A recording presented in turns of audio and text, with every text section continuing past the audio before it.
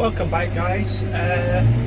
For today I might do a review of the Kramer because I can't get out in the fields and do much field work. I'm still cattle are in the shed and blah blah blah, it's being down and all that sort of stuff. I've had it 2 years. It's a good time to review it, I suppose, having used it for 2 years, to see whether I think it's a good machine. So I'll give you my thoughts on it. I'm just going to mix some of this box mug with the I suppose it's front of shed and back of shed mug, basically, and I mix it up. I think I've videoed this before, just to show you, you know, how I can get more muck in a sort of area. You can't stack the front muck up very well. It just keeps coming out. But if I mix some of this box muck with it, this, which I cleared out the back of the shed, so this is the bedded up areas, and obviously it stiffens the muck up and I can get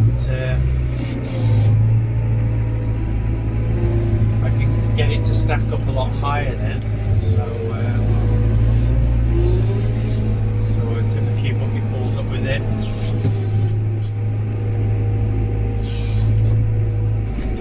Now I can't spread any muck at the moment, obviously with it being too wet. The other issue is the grass now is too long for muck spreading.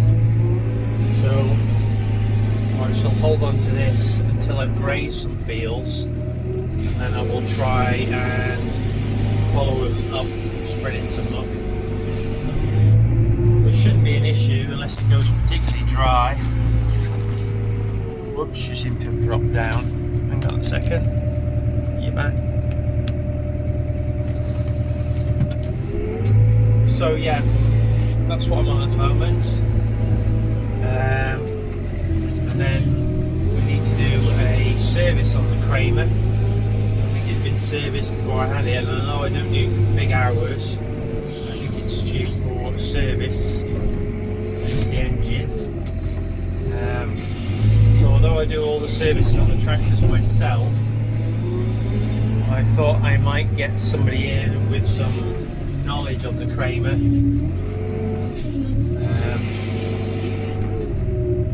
Access is a little bit different than on a tractor, obviously.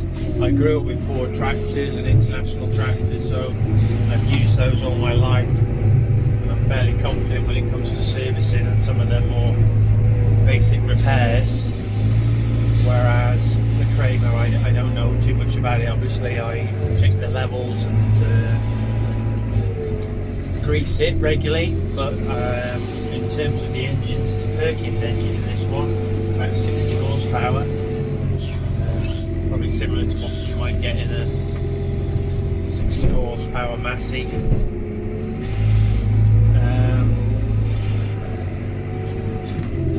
But it's not something I'm familiar with.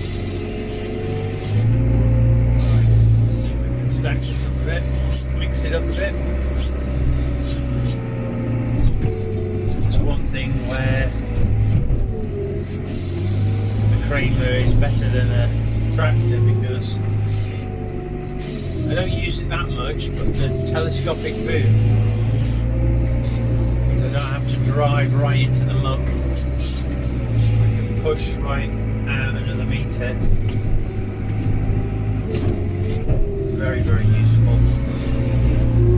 So for stacking up and stuff like that, having that extra reach, very handy. Obviously I've had to cover over my midden, so I do have to keep an eye on the rig. Not incredibly high, it's a DIY job.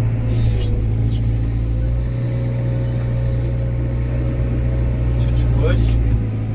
Well, I don't want to touch wood actually, do I? I want to not touch wood, and I want the day that I bash into it.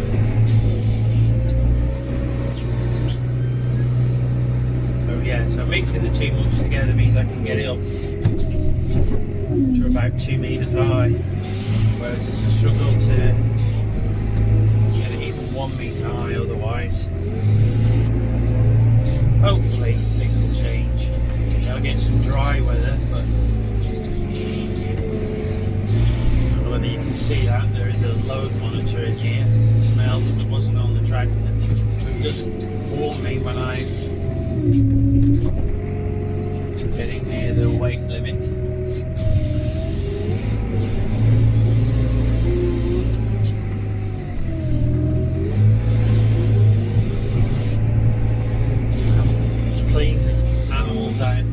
Back of the shed recently. I'm hoping now to leave it until they go out, and then obviously we'll have a clean out then. That will do for that.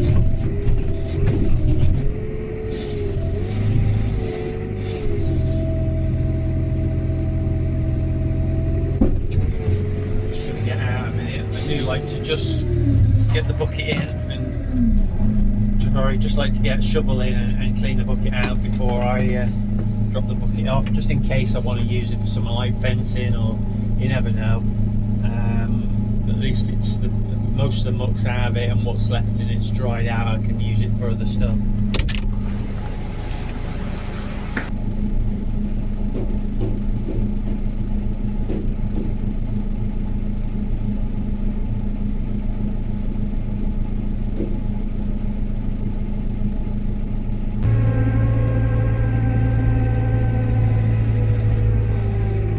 One of the things that I really like about the Kramer is the first service is piped up for locking in the attachments, which means when I want to change over from the buckets to the spike, for example, I don't need to get out of the tractor.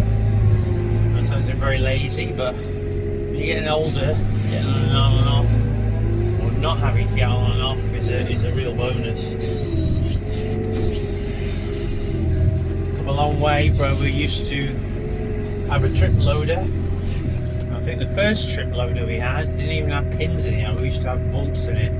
We used to have tape, lift it off and put pins and bolts in. And then obviously later on we went, I think it was probably a quickie loader, an old 2030 or something, which had a lever on it which you moved over when you swapped attachments, and I thought that was absolutely marvellous. And I guess this is the next stage, isn't it? Now we don't even have to get off first or third service, and it's locked in. It's great. Right, so actually what I'm going to do, I'm going to grease it, so I'm going to drop that spike back off a minute actually, because it'll be easier to grease around the end when it's not on. Put that down.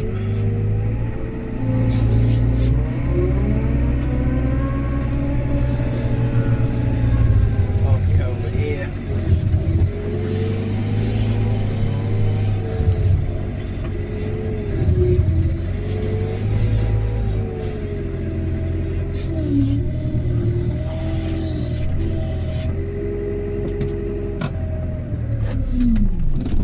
Go, and we're going to find a grease gun.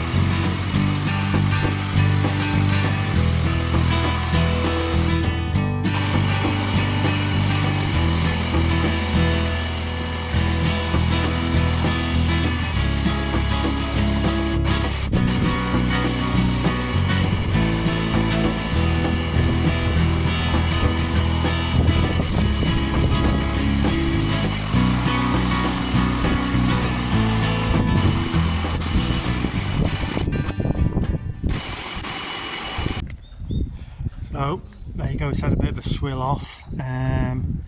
Greased all the boom. I do that about every 50 hours anyway. I'm not quite sure how often you're supposed to do it.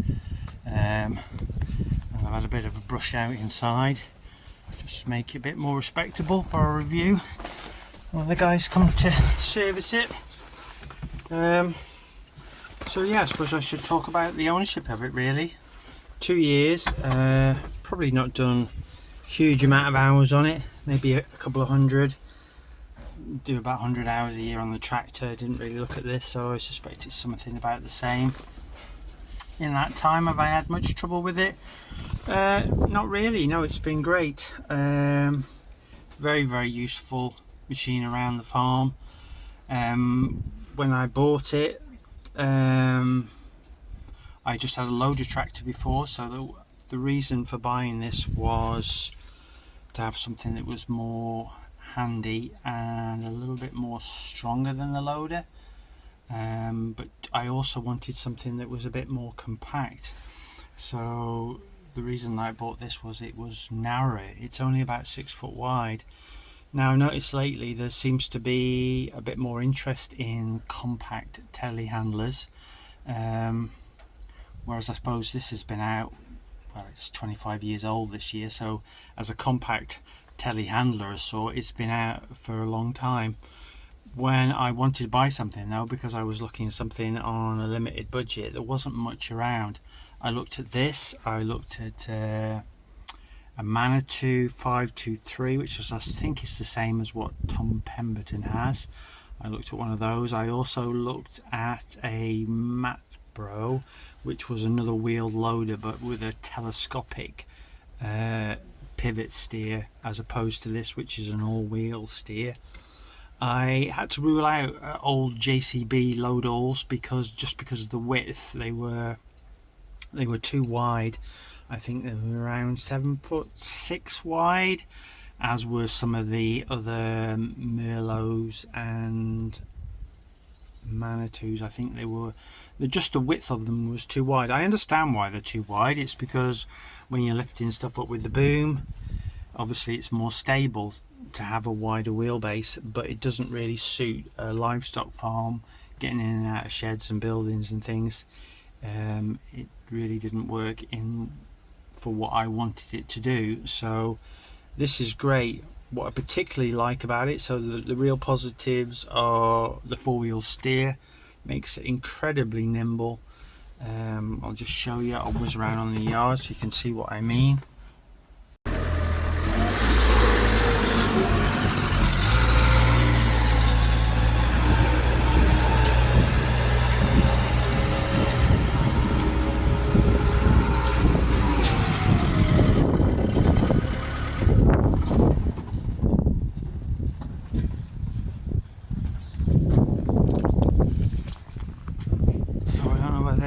How well you saw that come out on video, but if I just look at the tyre prints, you can see that's the inside wheel, which is probably about 10 foot. Then throw in another 2 6 foots for the wheelbase. You can see we aren't much over 20 odd foot. I can get into these sheds here, which is 60 by 30, drive in, turn around in the shed and drive back out again without having to shunt. So that's what I mean by the four-wheel steer on it. It doesn't have crab steer, and I'm not sure whether you can lock the back wheels or not, but yeah, it's very, very versatile for getting in and out of spaces. So that's one of the real positives that I like about it. The other is obviously the amount that it can lift, which is 1.8 tons. So when I took some concrete panels out, which were, I think, just over a ton, it didn't have any problem lifting of that. I can unload 2 straw bales, and those were 600 a piece, so 1.2 tons again, didn't have any problems. So 2 bags of fertilizer, for example, or a couple of silage bales or straw bales, it can lift them without any problem. Yes, there are big machines that could lift more, but that suits the most that I ever want to lift with it. So that's really good. The extension on it, I wasn't really looking for some big extension. In fact, it's what really sort of draw me to this was the fact that it had an extra meter. I thought this wasn't going to be able to reach very far, or at least that was my impression of wheel loaders, was there wasn't much reach on them. To be honest, when I compared it to the loader, the tractor loader, it actually lifts a little bit higher even without the telescopic reach on it. Telescopic reach gives it another meter, so it'll reach to 4 meters high as opposed to about 3. So 3 is similar to my tractor loader. I know there are some tractor loaders would obviously be able to reach a little bit higher than that, but yeah, that's very, very useful for pushing muck up, stacking up straw bales. That extra meter means you can go a bale higher when you're stacking silage bales, haylage bales. So yeah, so that's another feature. You can see on mine we do not have a lot of tread. There's very little tread on the front wheels. There's a little bit more on the back, but not much. I'm not bothered about that. As long as I don't get punches, that's absolutely fine, because for a yard machine it's great. Where I go and collect the silage bales from, it's quite muddy feeding these stock. If you haven't got a lot of tread, you don't bring a lot of mud back into the yard, down the feed passages. You put new treads on, you're bringing in a lot of mud. If you've got to go into the field and do field work with them, then obviously you need the tread, but I don't do field work with this when it's wet, so I'm not bothered about the tread. I might try at some point and pick up some more part used ones, so you know, something maybe that's just got an inch of tread on as opposed to being bald, but it doesn't bother me too much, the fact that there isn't much tread. So yeah, that's it really. In terms of comfort, obviously a telehandler seems to be a bit lower down. I've got a little bit higher to step into this. I've only got the one door, which is the same as most telehandlers. So again, it's quite easy to get out of. It's certainly easier to get in and out than a tractor. We've got a bigger door and it's easy. It's got a nice big handle here that you can hold up. There's also a door. This handle here I put on myself. So I noticed when I was getting out of it, I needed somewhere to put my hand. It's got a plastic box here, and if you put your hand on it, it wasn't going to be long before this was out. So I needed something to hold on to here as I stepped out. So I made this handle and fitted it on here. It's a nice quiet cab, although saying that, I don't often have the door shut. Most of the time I have the door open, but with the door shut it's actually really quiet in here. I bought a radio, but I've never got round to fitting it. What else doesn't work? The blower doesn't work, so we've got these one here that I picked up off eBay for about £5. Just plugs in to the cigarette lighter. Need to put it on occasionally. If it's raining, you end up shutting the door, you end up steaming up, so the blower works for that. And I have also plugged it in when it's very hot in the summer, and you can turn around and point them at you if you need to, that sort of thing. So yeah, yeah, it's got a here. If I just turn it on, you can see there. Do a test on it. So that tells you about the weight, which is quite useful. It's got a joystick control, which is really good.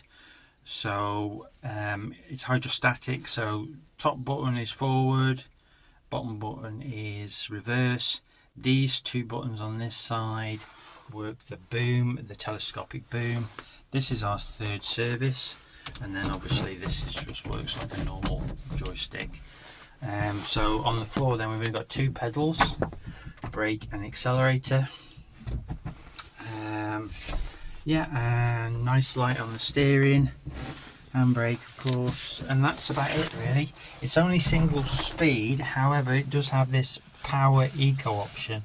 Now I only really use it in eco. If you put it in power it goes very slow, but I'm assuming it's got a lot more strength, but I didn't really find it very useful, so it's only really on the eco.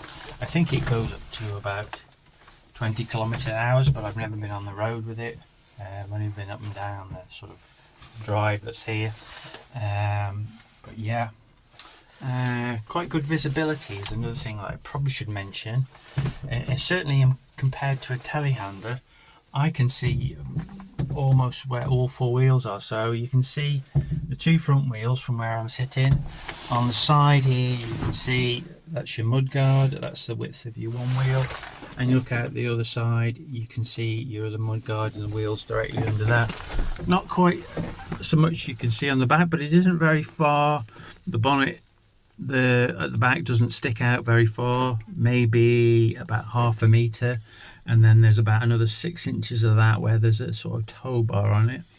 So yeah, in terms of rear visibility, it's not too bad. Front visibility, again, you've got the boom right in front of you.